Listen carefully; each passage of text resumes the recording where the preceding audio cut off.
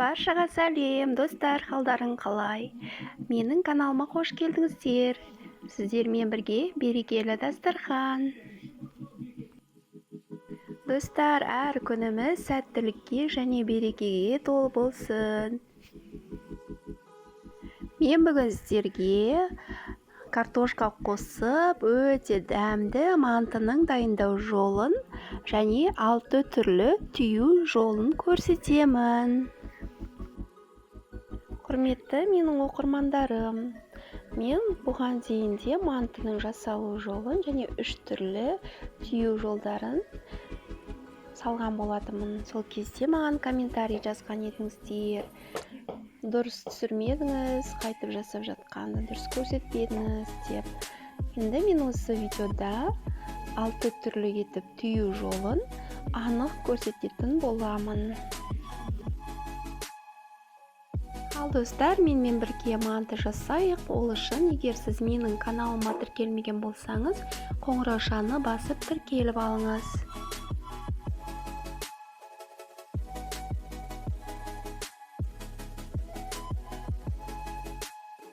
Бұл бізде хинкали сияқты түйілетін манты. Екіншісі уйгурский манты, бірақ ұзынша түрі. Үшінші уйгурский мантының өзі. Төртіншісі классикалық мантыға ұқсайды, бірақ кішкене өзгеше. Бесінші классикалық манты, бұны бәрі түйіп біледі. Алтыншы гүл манты. Ал бісміллә деп, ең алдымен қамырымызды елеп аламыз. Ол үшін ұнымызды електен өткізіп, тұзымызды және жұмыртқамызды салып, қамыр елейміз.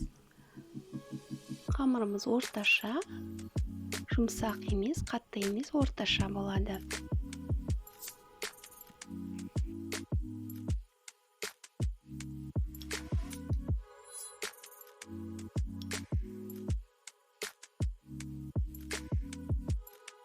Және де перчаткамен жұмыс жасамайсыз ба деп айтатын кісілерге айтқым келеді. Перчаткамен жасаған кезде қамырдың жай жағдайын түсіне алмайсың. Сондықтан перчаткасы жұмыс жасаған ыңғайлы. Өйткені қамырдың бабын жағдайын біліп тұрасың, сезіп тұрасың. Мына біздің қамырларымыз дайын. Күлшелеп, бетін жауып, демалдырып қоямыз. Оның арасында пиязымызды майдалап турап аламыз.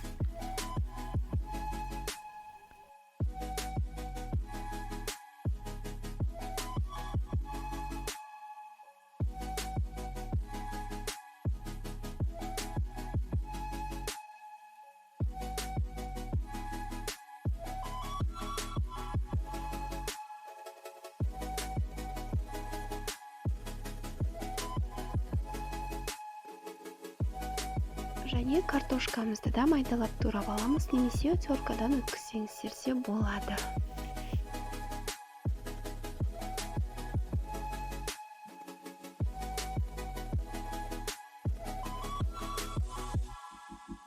Картошкамыз бен пиязымыздың үстіне тартылған етімізді саламыз. Және май қосамыз. Мантының дәмі маймен өте керемет болып шығады.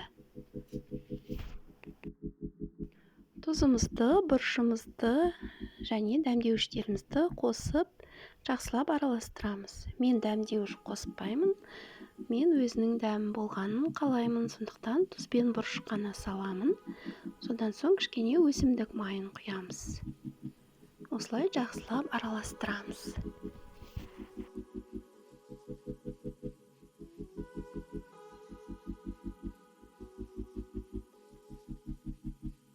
Мына біздің салмамыз дайын, біздің қамырымыз демалып дайын тұр. Енді қамырымызды аламыз да және жайып, мантыларымызды түйе бастаймыз.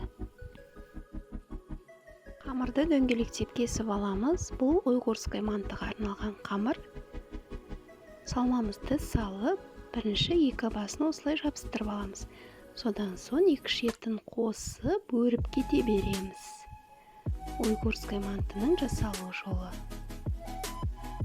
Қамырдың соңғы жағын ішіне қарай қайырып осылай түйеміз.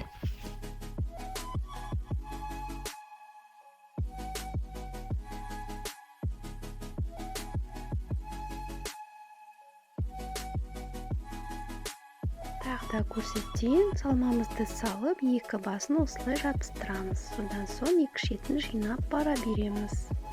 Ең соңына келгенде қамырдың соңғы жағын ішіне қарай қайырамыз.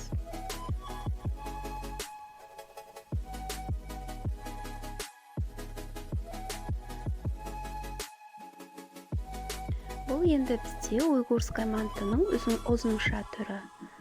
Тура сол уйғурская манты сияқты басында екі қамырды жабыстырып аламыз да, жан жағын жинап бара береміз. Бірақ соңғы жағын қамырын қайырмаймыз, ұзынша етіп өріп кетеміз.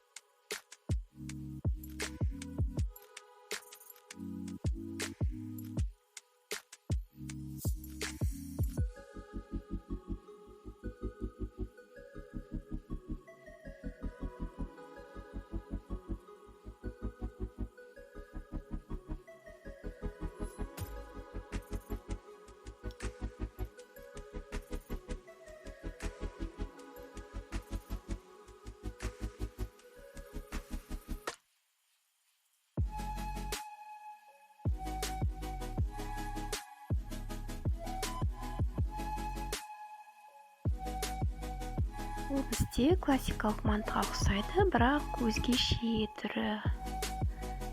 Осылай ортасын жабыстырып аламыз, содан соң шеттерін осылай жабыстырамыз. Және екі ұшын бір-біріне жабыстырамыз.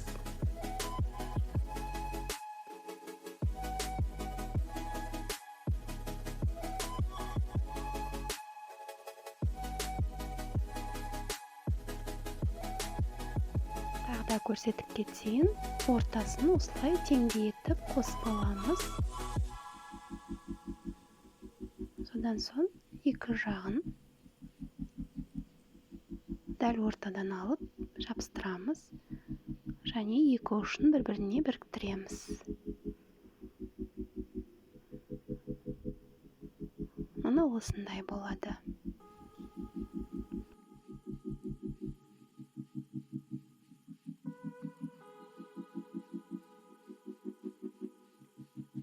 Бұл енді бізде төрт бұрыштап кесіліп алынады. Классикалық манты кәдімгі.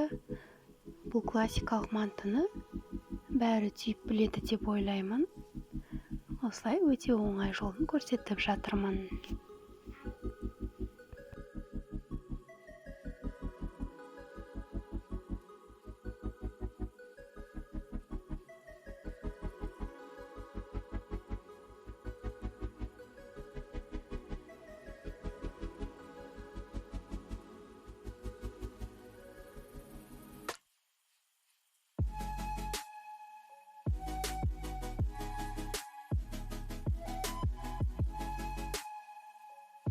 Бұл енді бізде гүл мантының түйу жолдары.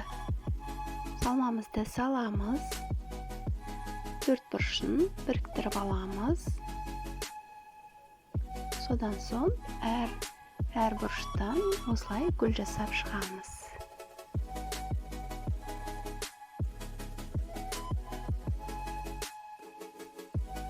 Мына осындай әдемі гүл болып шығады.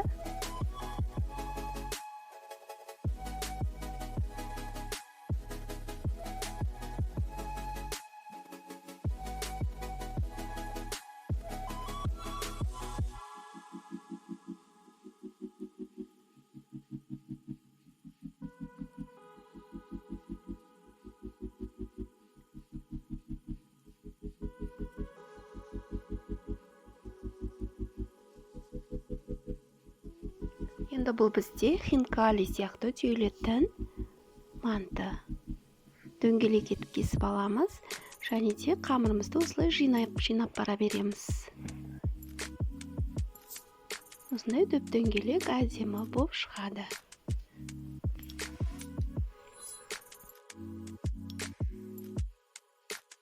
Тағы да көрсете кетейін. Салмамызды салып, екі қамыр жабыстырамыз да, сосын айналдырып жабыстырып бара береміз. Бүріп, осылай айналдырып отырамыз. Мына осындай өте әдемі дөңгелек манты.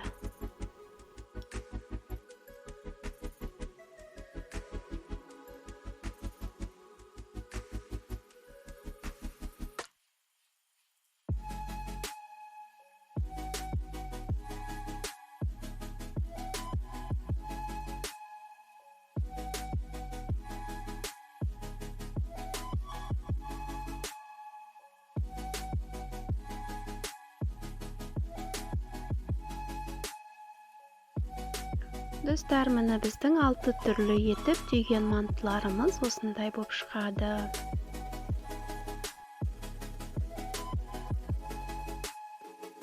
Қазір мен сіздерге піскеннен кейінгі түрінде көрсететін боламын.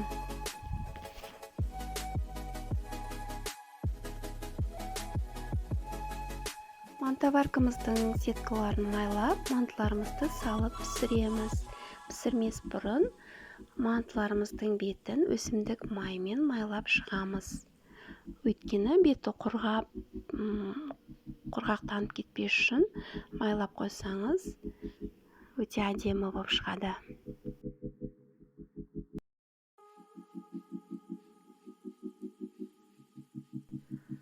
Міне біздің мантыларымыз дайын, пісті.